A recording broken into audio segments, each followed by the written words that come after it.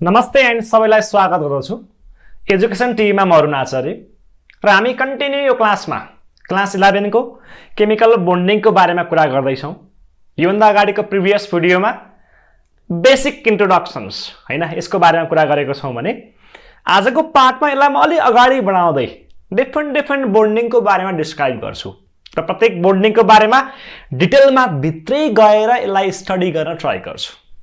कहाँसम्म बुझिन्छ कहाँसम्म पुगिन्छ सबै कुराहरू +2 देखि लिएर इन्ट्रान्ससम्मको लागि काम गर्ने गरी हामीले यो भिडियो बनाइरहेको छौं। राम्रोसँग हेर्नु होला, सबैलाई युजफुल छ हैन, राम्रो हुनेवाला छ।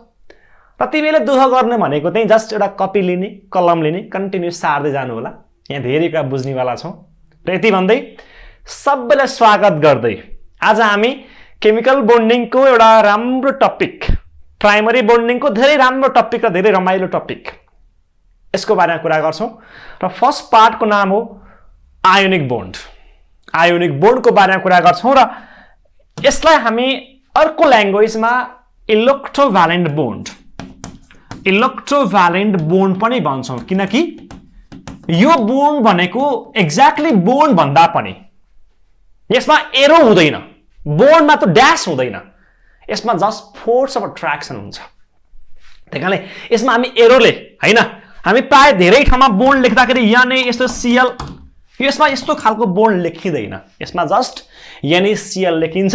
र यसमा के हुन्छ रे भन्दा याने र सिएल मा आउने अट्र्याक्सनलाई हामी के भन्छौं त भन्दा इलेक्ट्रोस्टैटिक फोर्स अफ अट्र्याक्सन भन्छौं।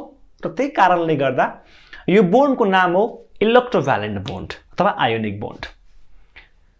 धेरै कुरा जानु भन्दा अगाडि, धेरै कुरा बोल्नु भन्दा अगाडि बेसिकमा सुरु गरौँ। स्टार्टिङको पार्ट के हो त आयोनिक बोन्ड भनेको र कसरी आयोनिक बोन्ड फर्म हुन्छ त? सिम्पल टपिक छ, त्यस्तो धेरै गाह्रो छैन। र आयोनिक बोन्डको स्टार्टिङको पार्टलाई तिमीहरू हेर्छौ भने always form between metal and non metal. Metal र नन मेटलसँग बनाउने बोन्डलाई हामी के भन्छौं? Non metal. बीच बन्ने बोन्डलाई हामी के भन्छौं रे? आयोनिक बोन्ड भन्छौं है। Metal are always electropositive in nature and non-metal are electronegative in nature. यसले इलेक्ट्रोन लुज गर्न सक्छ, एउटाले इलेक्ट्रोनलाई गेन गर्न सक्छ। र युजुअली हेर्छौ भने मेटलको आउटरमोस्ट सेलमा एउटा, दुईटा अथवा तीनटा सम्म इलेक्ट्रोन छन् भने नन मेटलको आउटरमोस्ट सेलमा 5, 6, 7 वटा इलेक्ट्रोन छन्। यो भ्यालेन्स इलेक्ट्रोनको कुराहरू गर्दैछु। त्यही कारणले गर्दा जसको आउटरमोस्ट सेलमा एउटा, दुईटा, तीनटा इलेक्ट्रोन छ, यसले इजिली आफूसँग भएको इलेक्ट्रोनलाई लुज गर्छ ताकि नोबेल ग्यास कन्फिगरेसनलाई अचिभ गर्न सकियोस्।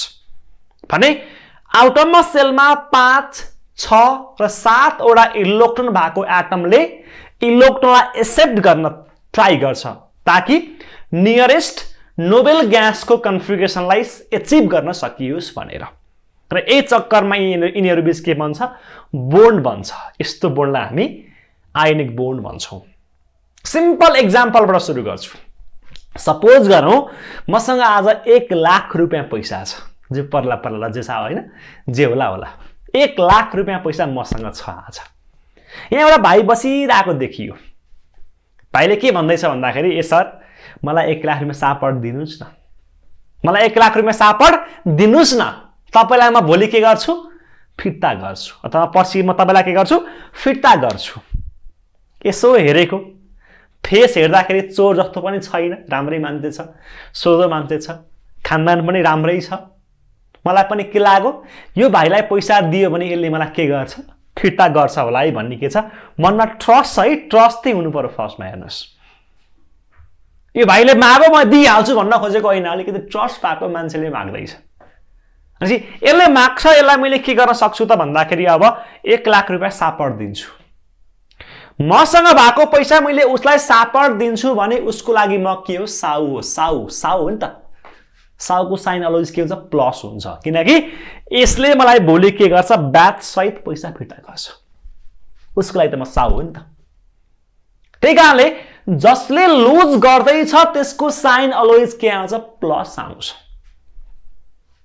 र यो भाइले फेरि मसँग पैसा लिँदैछ, यसलाई लोन लागिरहेको छ, लोन लाग्छ भने यसको साइन माइनस। जसले इलेक्ट्रोनलाई एक्सेप्ट गर्यो त्यसको साइन माइनस, जसले लस गर्यो त्यसको साइन प्लस। अब हिजोसम्म मैले यसलाई केही वास्ता गर्दैन थिएँ, तर जब यो भाइलाई मैले पैसा सापड दिन्छु अब यसको मलाई धेरै माया लाग्छ। हेर किन माया लाग्दैछ? पैसा खाएर भाग्ने हो कि होइन? पैसा खाएर भाग्दियो भने त सक्यो त, फेरि लाइफ डामाडोल भइहाल्छ। त्यही कारणले मैले के गर्छु, योसँग वास्ता नगरेको मान्छेलाई अब म हेर्छु भाइ कहाँ गइरहेको छ, यसो मौका पर्यो भने घरमा छिर्छु पनि चिया खानको लागि, होइन घरमा छ कि छैन चेक गर्नको लागि। भन्नुको मतलब जब मैले उसलाई पैसा दिन्छु नि त्यसपछि मेरो के हुन्छ, उपरतिको अट्र्याक्सन अलिकति बढी हुन्छ। र यही अट्र्याक्सनले गर्दा, यही एउटा अट्र्याक्सनले गर्दा यसमा के बन्छ, बोन्ड बन्छ।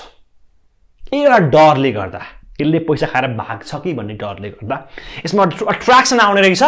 त्यही अट्र्याक्सनलाई हामी के भन्छौँ, आयोनिक बोन्ड भन्छौँ। सिम्पल ल्याङ्ग्वेजमा भन्ने हो भने हेर्नुहोस्, सपोज गर तिमीसँग अहिले यहाँ एउटा सोडियम छ, ल हेर्नुहोस् एउटा इक्जाम्पल यहाँ छ, सोडियम छ। सोडियमको भ्यालेन्स सेलमा हेर्यो भने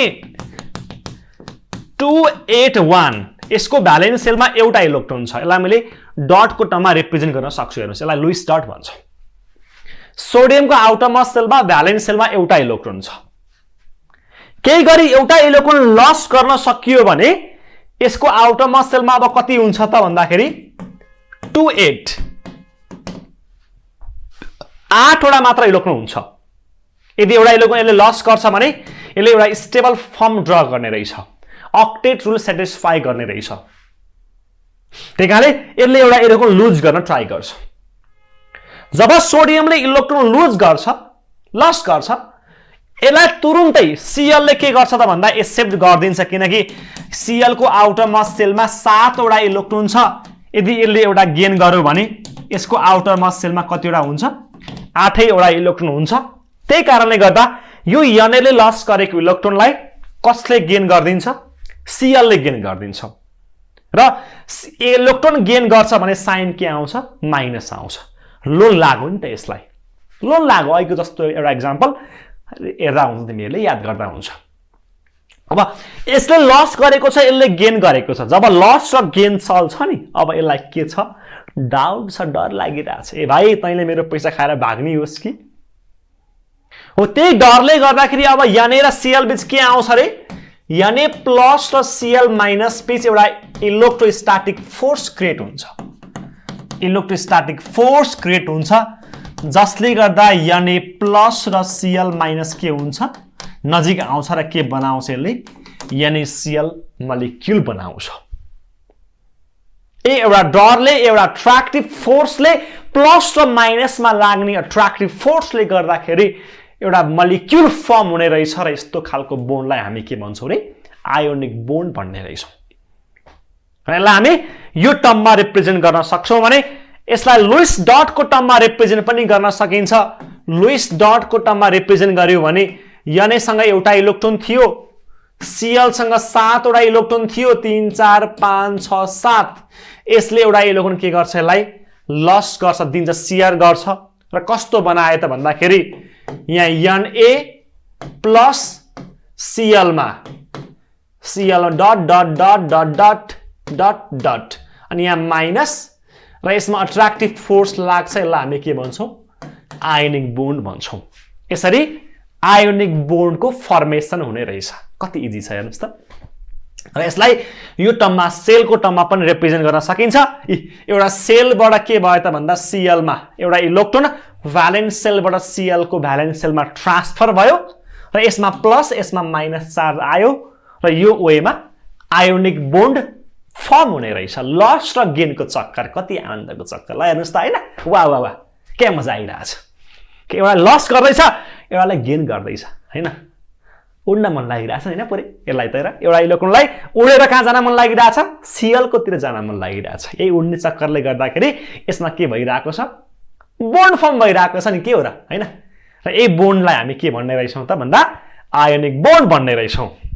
अर्को एउटा इक्जाम्पल तिमीहरूले हेर्न सक्छौ, एनए र ओ बीच। ल हेर्नुहोस्, सेम वेमा Na एउटा इलेक्ट्रोन लुज गर्यो Na प्लस बनायो अक्सिजनको आउटरमा सेलमा 6 वटा इलेक्ट्रोन छ अक्टेट बनाउनको लागि दुईटा पुगेन त्यही कारणले गर्दाखेरि यसले दुईटा इलेक्ट्रोन एक्सेप्ट गर्छ Na एउटा दिइराको छ यसले दुईटा कहाँबाट एक्सेप्ट गर्यो होला क्वेशन आइराछ नि भाइ बहिनी हो यसले सर एउटा लस गरिराको छ अनि अक्सिजनले दुईटा इलेक्ट्रोन कहाँबाट गेन गर्यो सिम्पल ल्याङ्ग्वेज दुईटा सोडियम युज गर न दुईटा सोडियमले दुईटा इलेक्ट्रोन लस गर्छ दुईटा लस गरे पछाडी के बनायो यसले दुईटा गेन गर्यो दुईटा गेन गरे पछाडी 28 यसको आउटरमा सेलमा 8 वटा इलेक्ट्रोन एन यहाँ भयो र दुईटा गेन गरे पछाडी 2 माइनस O2 माइनस दुईटा गेन गरेको त्यही कारणले गर्दा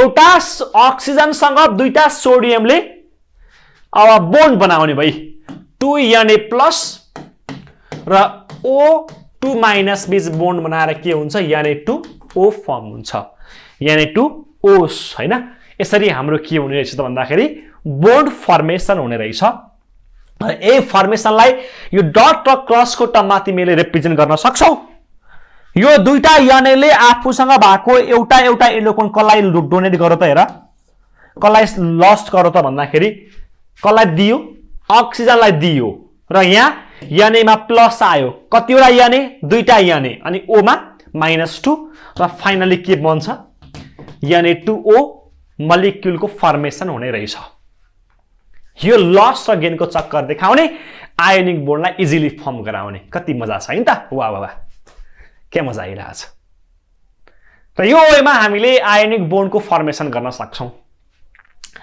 र अब आयोनिक बोन्ड फर्म त हुन्छ भन्दैको छु मैले हेर्नुस् लस र गेन गर्नु पर्छ रे अनि कसले कतिवटा इलेक्ट्रोन लस गर्ने कतिवटा गेन गर्ने त हैन र हामी यस्तो टर्मलाई जोड्न सक्छौं नम्बर अफ इलेक्ट्रोन लस अथवा गेन कतिवटा इलेक्ट्रोन लस गर्दैछ कतिवटा इलेक्ट्रोन गेन गर्दैछ यसलाई हामी इलेक्ट्रोभ्यालेन्सी भन्छौं इलेक्ट्रोभ्यालेन्सी नम्बर अफ इलेक्ट्रोन लस अथवा gain during the bond formation bond form हुँदाखेरि कतिवटा लस गर्दैछ भाइले र कतिवटा गेन गर्दैछ हामीलाई थाहा छ युजुअली मेटलले इलेक्ट्रोन लस गर्छ नन मेटलले इलेक्ट्रोन गेन गर्छ त्यही कारणले गर्दा ग्रुप फर्स्टमा हेर्यो भने ग्रुप फर्स्टका एलिमेन्टहरूले युजुअली एउटा इलेक्ट्रोन लस गर्छ किनकि यसको भ्यालेन्स सेलमा एउटै के छ इलेक्ट्रोन छ रे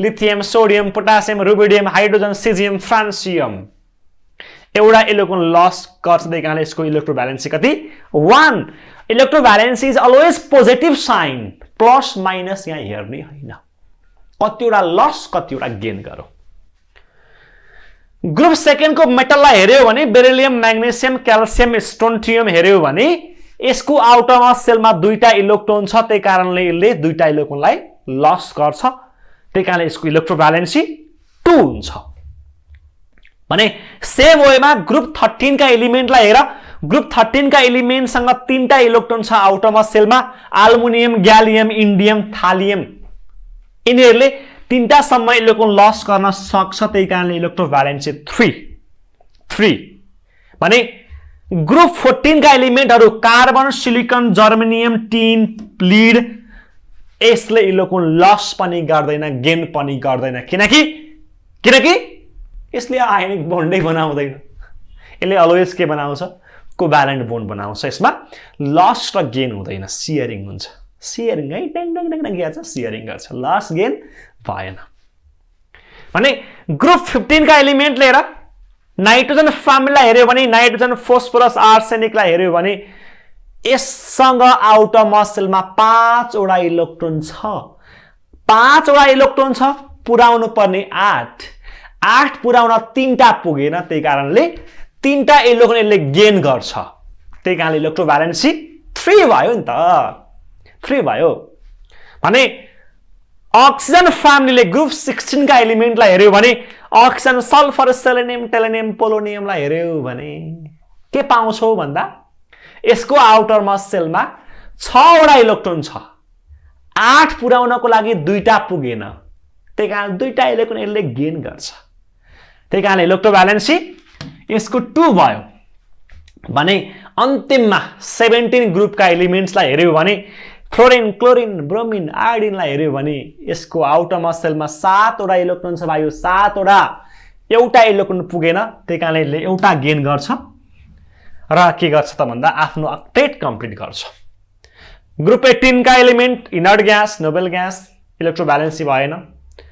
यो बीचको डी ब्लक एलिमेन्टलाई हेर्यो भने ग्रुप 3 देखि ग्रुप 12 का एलिमेन्टलाई हेर्यो भने यसमा भेरिएबल इलेक्ट्रोभ्यालेन्सी।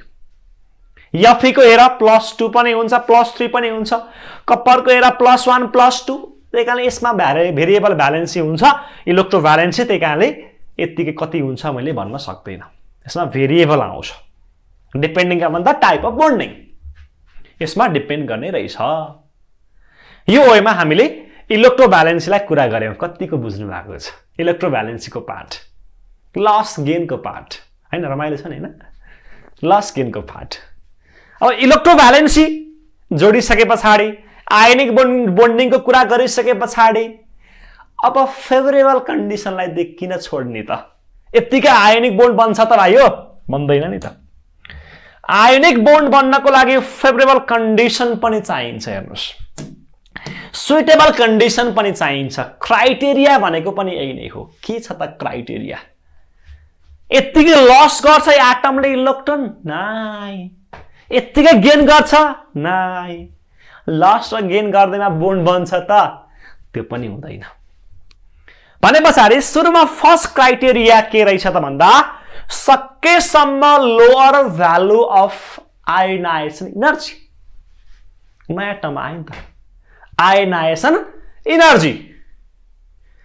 अब हेर्नुस् त, सपोज मसँग अहिले यहाँ सोडियम छ ग्यासियस स्टेटमा, के हो त आयोनाइजेसन एनर्जी भनेको भन्दा amount of energy required to remove outermost electron from an atom in its gaseous state. Gaseous state मा भएको एटमबाट यसको भ्यालेन्स इलेक्ट्रोनलाई आउट गर्नको लागि, फुत भगाउनको लागि हैन, हटाउनको लागि चाहिने इनर्जीलाई भन्छौं हामी कि आयोनाइजेसन एनर्जी। यहाँबाट यसले एनर्जी एब्जर्ब गर्छ। यतिकै त कसले दिन्छ हो तिमीहरूलाई? यतिकै कसैले इलेक्ट्रोन लुज गर्छ र भनेको? बिना एनर्जी सप्लाई गरिकन सबैले तिमीलाई पैसा दिन्छ माग्दैमा? काम गर्नुपर्छ भाइ, कसैले तिमीलाई सोर्स फोर्स लाउनु पर्छ। हो यही भनेको आयोनाइजेसन एनर्जी हो। ल भाइ दिम लागोस् न। त्यस पछाडी हामीले एनर्जी सप्लाई गरिसके पछाडी सोडियमले एउटा इलेक्ट्रोन लुज गर्यो भने Na+ बनाउँछ ग्यासियस स्टेटमा, र यो एनर्जीलाई हामी के भन्छौं त भन्दा आयोनाइजेसन एनर्जी। अब धेरै एनर्जी सप्लाई गर्नु पर्यो भने एउटा एटमबाट इलेक्ट्रोन लुज गर्नको लागि धेरै एनर्जी सप्लाई गर्नु पर्यो, धेरै कर गर्नु पर्यो भने खासै राम्रो कन्डिसन होइन। सकेसम्म थोरै एनर्जी सप्लाई गर्दाखेरि इलेक्ट्रोन इजिली लुज भइदियोस्, यो सबैको चाहना हो। जहाँ थोरै खर्च होस् र म्याक्सिमम आउटपुट आओस्, के आउटपुट चाहिँ धेरै आओस्। थोरै खर्च गर्दाखेरि इलेक्ट्रोन फुत्तै भागिदिन्छ भने त्यो ठाउँ राम्रो हुन्छ। त्यही कारणले जुन ठाउँमा जुन एटमले इजिली इलेक्ट्रोन लुज गर्छ त्यसमा राम्रो खालको बन्डिङ बन्छ। यही रिजनलाई हेर्ने हो भने जसको आयोनाइजेसन थोरै छ त्यसले इजिली के गर्न सक्छ र भन्दाखेरि इलेक्ट्रोनलाई लुज गर्न सक्छ अरे। त्यही कारणले गर्दा अब आयोनाइजेसन एनर्जी थोरै हुनको लागि भ्यालेन्स इलेक्ट्रोन सेन्टरबाट नजिक हुनु पर्ला कि टाढा हुनु पर्ला? हामीलाई थाहा छ हैन त, जति मेरो न्यूक्लियस र भ्यालेन्स सेलको डिस्टेन्स नजिक भयो उति बढी के हुन्छ? ट्र्याक्सन आउँछ। जति डिस्टेन्स लामो भयो, जति डिस्टेन्स धेरै भयो उति के हुन्छ? मायाप्रति कम हुन्छ नि त। सेन्टरको अट्र्याक्सन्स आउटरमोस्ट सेलसम्म कम मात्र लाग्ने भयो, कम फिल गर्छ। थोरै लाग्छ भने यस्तो केसमा इजिली के गर्न सक्छ? आउटरमोस्ट इलेक्ट्रोन भाग्न सक्छ। तर जब मेरो यदि डिस्टेन्स कम छ, भ्यालेन्स सेल नजिकै छ भने यसमा मैले के गर्नुपर्छ धेरै अमाउन्ट अफ एनर्जी लगाउनु पर्छ ताकि यसको बीचको बोन्डलाई ब्रेक गर्न सकियोस् हो त्यही कारणले गर्दा तिमीहरुले के कुरा याद गर्नु पर्यो त भन्दा जसको डिस्टेन्स सानो छ थोरै छ त्यसमा स्ट्रङ ट्र्याक्सन छ भने धेरै आयनाइजेसन एनर्जी सप्लाई गर्नु पर्यो त्यहीकारण जति ठूलो साइज त्यसमा आयनाइजेसन एनर्जी पनि थोरै भए पुग्छ र इजिली इलेक्ट्रोन के हुन्छ लुज हुन्छ भाग्छ र मैले यहाँ lithium sodium potassium rubidium caesium फ्रान्सियममा हेर्छु भने यो ग्रुप IA का टप देखि बटम का एलिमेन्ट्सहरु भए र यो एलिमेन्टलाई मैले हेर्छु भने कन्टिन्युअस यहाँदेखि यहाँसम्म जाँदाखेरि साइज कन्टिन्युअस इन्क्रिज भइरहेको छ साइज इन्क्रिज हुनुको मतलब सेन्टर देखि भ्यालेन्स सेल सम्मको डिस्टेन्स पनि बढ्दै गइरहेको छ हो त्यही कारणले गर्दा यहाँ मैले लिथियम भन्दा फ्रान्सियम सिजियम फ्रान्सियममा हेर्छु भने इजिली इलेक्ट्रोन के हुन्छ लुज हुन्छ त्यसकारणले यो आयनाइजेसन एनर्जी कन्टिन्युअस के भइरहेको छ घट्दै गइरहेको छ कुरा क्लियर छ फर्स्ट नम्बरमा त्यसकारणले low value of ionisation energy first number criteria second नम्बरमा आउँछ large value of electron affinity ल यसले इलेक्ट्रोन दियो ल सपोज गर दियो जे पर्ला दिएर मात्र हुन्छ र लिनु पनि पर्ला नि एक्सेप्ट पनि त गर्नु पर्ला नि रमाउनु त पनि पर्ला नि त एटम रमाउँदै रमाएन खुसी नै भएन एक्सेप्ट गरे पछाडी भने त खासै काम लाग्दैन है भाइ काम लाग्ने वाला छैन त्यसकारणले राम्रोसँग याद गर्नुहोस् कुनै पनि नन मेटलले यदि इलेक्ट्रोन गेन गर्छ भने यो खुसी भएर ह्याप्पी भएर किनकि ह्याप्पी हुनु पर्यो नि त सुरुमा ह्याप्पी भएर यसले इलेक्ट्रोन एनर्जी बाहिर रिलिज गर्छ त्यसलाई हामी इलेक्ट्रोन एफिनिटी भन्छौं स्टेबिलिटी आउनुको मतलब मिनिमम एनर्जी के थोरै energy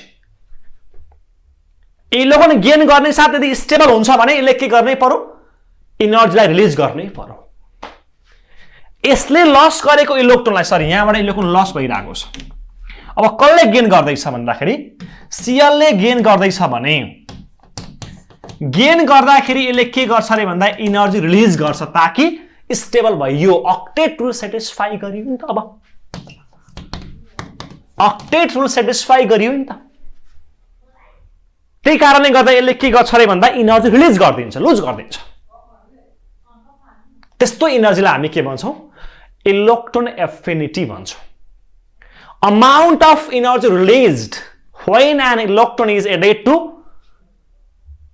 gaseous atom isolated gaseous atom is known as electron affinity जति धेरै एनर्जी रिलिज गर्यो उति स्टेबल एटम स्टेबल हुन्छ त्यसकारण जति धेरै इलेक्ट्रोन एफिनिटी उति स्ट्रङ टेन्डेन्सी हुन्छ के गर्ने इलेक्ट्रोनलाई एक्सेप्ट गर्ने त्यही कारणले हेर्छौ भने यहाँ जति सानो साइज जति थोरै distance between the nucleus and the valence shell distance घट्नुको मतलब त्यसमा गएर इलेक्ट्रोन थप्दाखेरि यसले के गर्छ म्याक्सिमम एनर्जी रिलिज गर्छ जति सानो साइज भयो त्यसबाट इलेक्ट्रोन एफिनिटी उति बढी आउने रहेछ र यसमा आयोनिक बोन्ड बन्ने चान्स पनि उति हाई हुने रहेछ त्यही कारणले गर्दा F र Cl मा कम्पेयर गर्यो अथवा F Cl र Br मा कम्पेयर गर्यो भने Br को भन्दा Cl को के हुन्छ धेरै इलेक्ट्रोन एफिनिटी र high tendency to form the ionic bond किनकि यसको डिस्टेन्स थोरै छ स्ट्रङ अट्र्याक्सन हुन्छ जसले गर्दा इलेक्ट्रोन एफिनिटी इलेक्ट्रोन गएर बस्दाखेरि एनर्जी धेरै आउने चान्स चाहिँ यसमा हाई छ अब लियो दियो सक्यो त यसले इलेक्ट्रोन रिलिज गरिदियो यो पनि स्टेबल फर्म 28 हेर यसले इलेक्ट्रोन गेन गरिदियो यो पनि स्टेबल फर्म हेर 288 स्टेबल इलेक्ट्रोनिक कन्फिगरेशन्स लस गर्यो यो पनि स्टेबल गेन गर्यो यो पनि स्टेबल अब आयोनमै स्टेबल छ भने किन बोन्ड बन्नु पर्यो त हो भाइयो क्या लजिक छ रे क्या लजिक भन न वाह आयोनले अक्टेट रुल सेटिस्फाई गरिसक्यो अब किन बोन्ड बन्नु पर्यो किन मोलिक्युल फर्म गर्नु पर्यो किन यसमा आयोनिक बोन्ड बन्नु पर्यो त Na प्लस पनि स्टेबल छ, Cl माइनस पनि स्टेबल छ भने किन यसमा ट्र्याक्सन सर? क्वेशन मार्क आयो नि त भाइ। अब राम्रोसँग याद गर्नुस्, यो सबै कुन स्टेटमा भइरहेको छ? ग्यासियस स्टेटमा। ग्यासियस स्टेटमा यो अझै पनि स्टेबल छैन, अनस्टेबल फर्म छ, यसलाई स्टेबल बन्नु छ। हो, त्यही स्टेबल बन्नको लागि यो ग्यासियस फर्मका, ग्यासियस स्टेटका आयोन्सहरू फेरि कम्बाइनमा जान्छ भाइ, अट्र्याक्टिभ फोर्स। र यो अट्र्याक्टिभ फोर्सले गर्दा यहाँबाट बनेको Na प्लस ग्यासियसमा छ, यहाँबाट बनेको माइनस पार्ट अब अट्र्याक्टिभ फोर्सले गर्दाखेरि NaCl बनाउँछ सोलिड स्टेटमा, जुन स्टेबल फर्म हो। यो भन्दा यो फर्म स्टेबल हुन्छ। मोर स्टेबिलिटीको लागि झन् धेरै स्टेबल भइयोस् भनेर यसमा के आउने रहेछ? अट्र्याक्टिभ फोर्स लाग्ने रहेछ। र यो स्टेबल हुनको लागि के गर्नुपर्छ रे? इनर्जी रिलिज गर्नुपर्छ, रिलिज गर्नुपर्छ। त्यो इनर्जीलाई हामी के भन्छौँ? ल्याटिस energy. 1 mole of ionic compound form हुँदाखेरि कति अमाउन्ट अफ इनर्जी रिलिज भइरहेको छ त? यसलाई हामी के भन्छौँ? ल्याटिस इनर्जी भन्छौँ। जति धेरै ल्याटिस इनर्जी उति स्टेबल द आयोनिक कम्पाउन्ड, उति स्टेबल द आयोनिक कम्पाउन्ड। जति स्टेबल भयो, जति स्ट्रङ अट्र्याक्सन भयो, उति बढी के फाल्छ? यसले इनर्जी फाल्छ। जति स्ट्रङ अट्र्याक्सन छ नि, जति स्ट्रङ अट्र्याक्टिभ फोर्स क्रिएट हुन्छ, उति बढी इनर्जी के हुन्छ? यसले रिलिज गर्छ हो भाइ। बहिनी पनि होइन, उति स्ट्रङ अट्र्याक्टिभ, त्यही कारणले गर्दा उति बढी के हुन्छ? यसले इनर्जी रिलिज गर्छ। त्यही कारण याद गर्नुहोस्, stability of ionic compound is directly depends on lattice energy. Stability of ionic compound is directly depends on the lattice energy. यो कुरा चाहिँ राम्रोसँग याद गरिदिनु होला। र मेल्टिङ पोइन्ट, बोइलिङ पोइन्ट, कुन आयोनिक कम्पाउन्डको धेरै मेल्टिङ पोइन्ट, कुन आयोनिक कम्पाउन्डको धेरै बोइलिङ पोइन्ट सोधिदिन्छ भने तलमाथि केही नगर्नुहोस्, डाइरेक्टली जानुहोस् ल्याटिस इनर्जी। जसको ल्याटिस इनर्जी बढी छ त्यो ठाउँमा अभियसली के हुन्छ? स्ट्रङ अट्र्याक्टिभ फोर्स हुन्छ र त्यसको मेल्टिङ र बोइलिङ पोइन्ट पनि के हुन्छ? धेरै हुन्छ। र ल्याटिस इनर्जी जति बढी हो उति स्टेबल द आयोनिक कम्पाउन्ड, उति स्ट्रङ द आयोनिक कम्पाउन्ड। र फेरि ल्याटिस इनर्जी डिफरेन्ट प्यारामिटर्समा डिपेन्ड्स गर्छ। ल्याटिस इनर्जी डिफरेन्ट प्यारामिटर्समा डिपेन्ड्स गर्छ। र यो दुईटा बोन्ड बनेर, यो दुईटा मलिक आयोन्स कम्बाइन भएर NaCl बन्दाखेरि यसमा के लाग्छ? एउटा फोर्स लाग्छ। यसलाई हामी इलेक्ट्रोस्ट्याटिक फोर्स भन्छौँ। F equal to K Q1 Q2 divide by R square. यो कोलम्बिक अट्र्याक्सनको फोर्स। K भनेको coulombic stand, Q1 Q2 charge, R भनेको रेडियस। यो फोर्स अफ अट्र्याक्सन्स। यो दुटा आयोन्समा लाग्ने फोर्स अफ अट्र्याक्सन भनेको K Q1 Q2 by R square हुने रहेछ। अब ल्याटिस इनर्जी केमा डिपेन्ड गर्छ त भन्दा directly depends upon the force of attraction between different ions. आयोन्समा जति धेरै अट्र्याक्सन भयो उति बढी के आउँछ अरे? ल्याटिस इनर्जी आउँछ। त्यही कारणले फर्स्ट नम्बर फ्याक्टर हेर्यो भने lattice energy is directly depends upon the force of attractions. यो कुरा पनि याद गर्नुहोस्। अर्को छ size of ions. Size of ions, चाहे तो क्याटाइन्स होस् चाहे तो एनाइन्स होस्, डजन्ट म्याटर।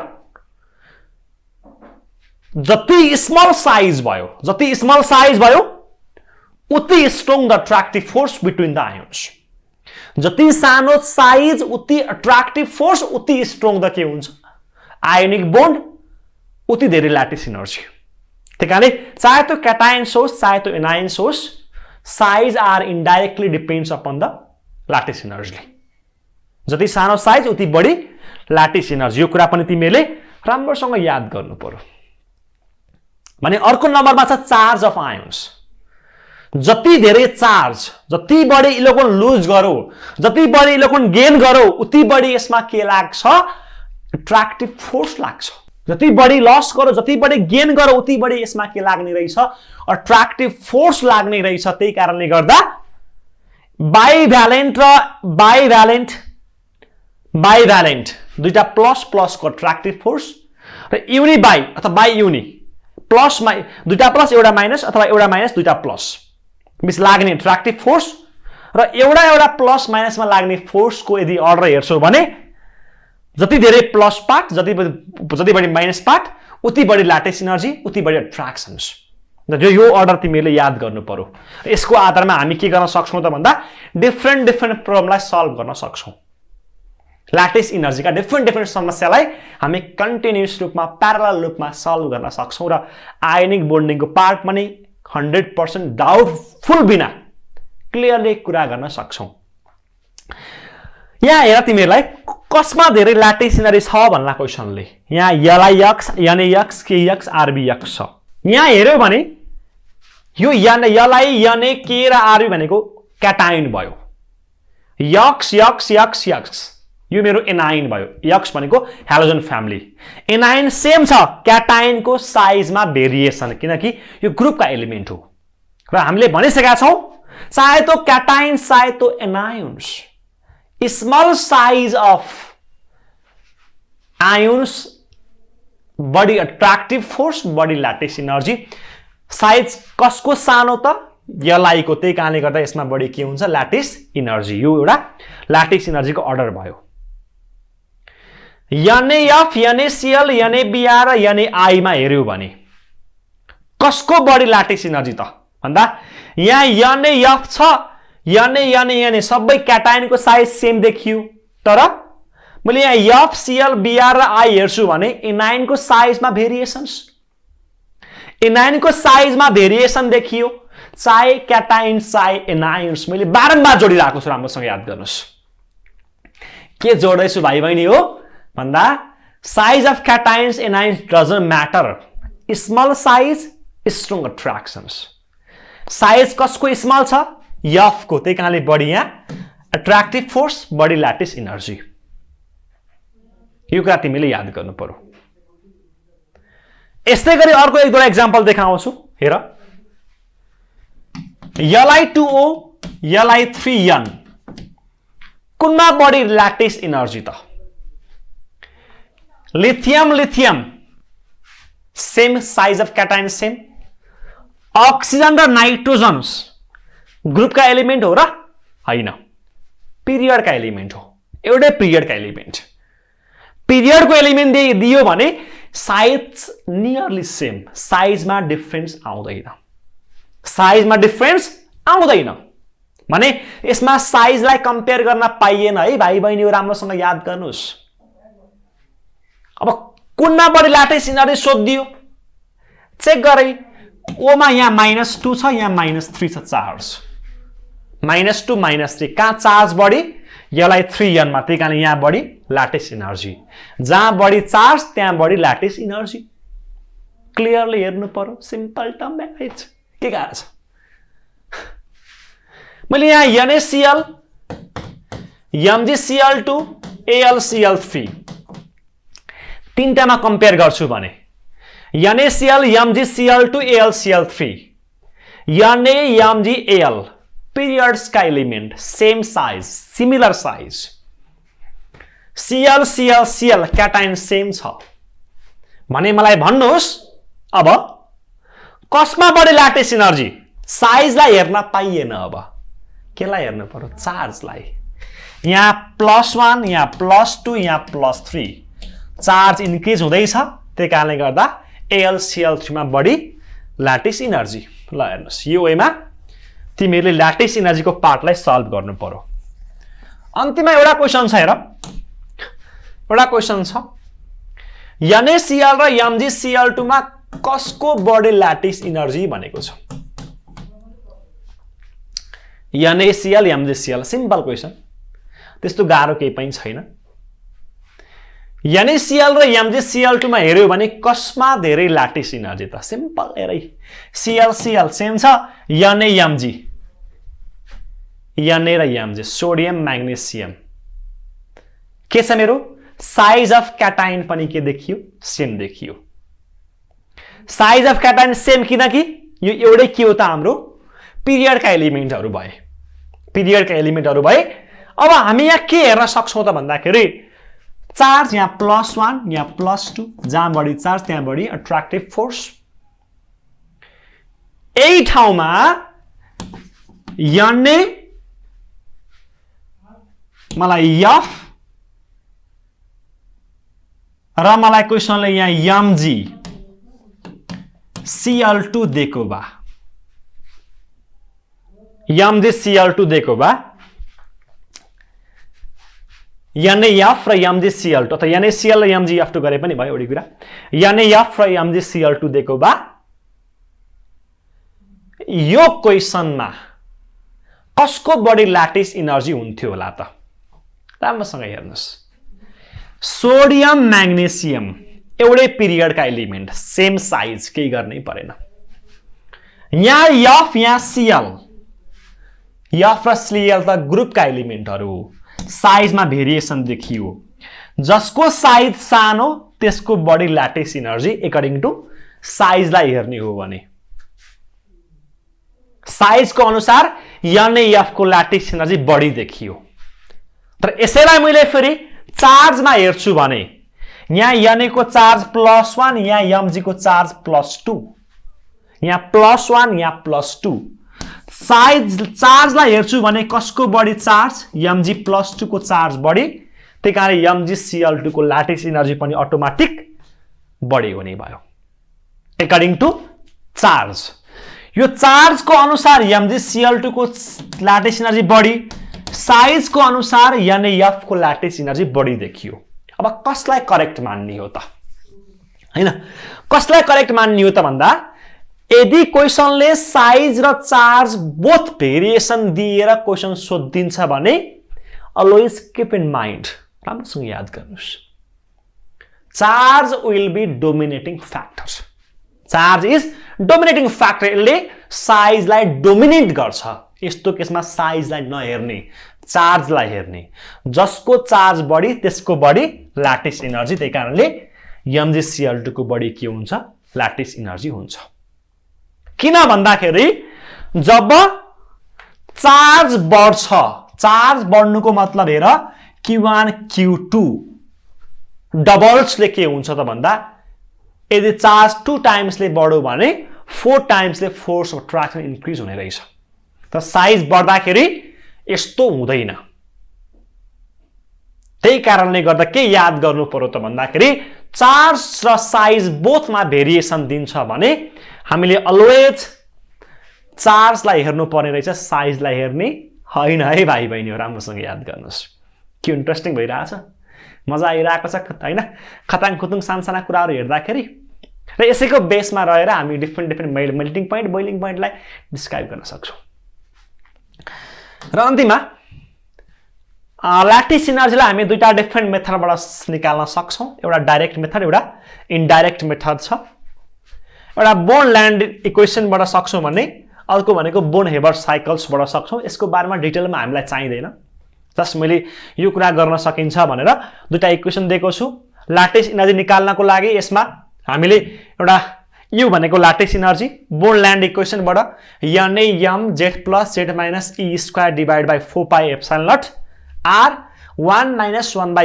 n यो फर्मुला युज गरेर पनि ल्याटिस एनर्जी निकाल्न सकिन्छ कुनै पनि एटम मोलिक्युलको हैन Na भनेको एभोगाड्रोस नम्बर m भनेको मेडलङ कन्स्ट्यान्ट जियोमेट्री अफ आयन्समा डिपेन्ड्स गर्छ z plus z minus charge भयो n भनेको बोर्न एक्सपोनेन्ट र यो भनेको कम्प्रेसिबिलिटी अफ सोलिडबाट डिटरमाइन गर्न सकिन्छ भने r भनेको डिस्टेन्स अफ आयन्स भनेको छ र बोर्न हेबर साइकलबाट चाहिँ हामीले यो एउटा इक्वेसनबाट इन्थाल्पी अफ फर्मेसन निकालेर र यो डाइरेक्ट मेथड र यो इन्डाइरेक्टली यसलाई डिसोसिएट गरेर आयनाइज गरेर अनि अन्तिममा कम्बाइन गरेर निकाल्ने ल्याटिस एनर्जीको पार्ट र यो दुईटालाई सम गर्दाखेरि योसँग एक्ज्याक्टली इक्वल हुन्छ भनेर यो एउटा फर्मुला लेखेको छु र यसको आधारमा पनि बोर्न हेबर साइकललाई युज गरेर ल्याटिस एनर्जीको बारेमा हामी निकाल्न सक्छौं र यसका डिफरेन्ट टपिकहरु डिटेलमा त्यो टपिक चाहिँ हामी पेरियोडिक टेबलमा मजाले पढ्छौं ल्याटिस इनर्जीको धेरै कुराहरू चाहिँ यहाँ मैले धेरै कुरा जोडिनँ, जस्ट दुईटा तिमीहरूलाई मैले इक्वेसन देखाइदिएको छु, यसरी पनि ल्याटिस इनर्जी निकाल्दो रहेछ भनेर। हैन त भाइ बहिनी, हो तिमीहरू ज्ञानी छौ, सोझा छौ, मलाई पनि थाहा छ। र यति भन्दै आजको लागि हामी यो क्लासबाट यति नै इन्डिङ गर्छौँ। यहाँसम्म आज हामीले थोरै थोरै कुराहरू ल्याटिस इनर्जीको पार्टसम्म र आयोनिक बोन्डिङको कुराहरू पढेको छौँ भने नेक्स्ट पार्टको टपिकमा प्रोपर्टिज अफ आयोनिक बोन्डिङ र के आयोनिक बोन्डिङ 100% आयोनिक छ त, के भन्छ हाम्रो फजन्स भन्ने साइन्टिस्टले, त्यसको बारेमा कुरा गर्छौँ। यहाँसम्मको लागि मस्त बस्नुहोस्, मस्त रहनुहोस्, राम्रोसँग हेर्नुहोला, रमाइलो गर्नुहोला भन्दै बिदा हुन्छु। हस्त नमस्ते, बाई बाई।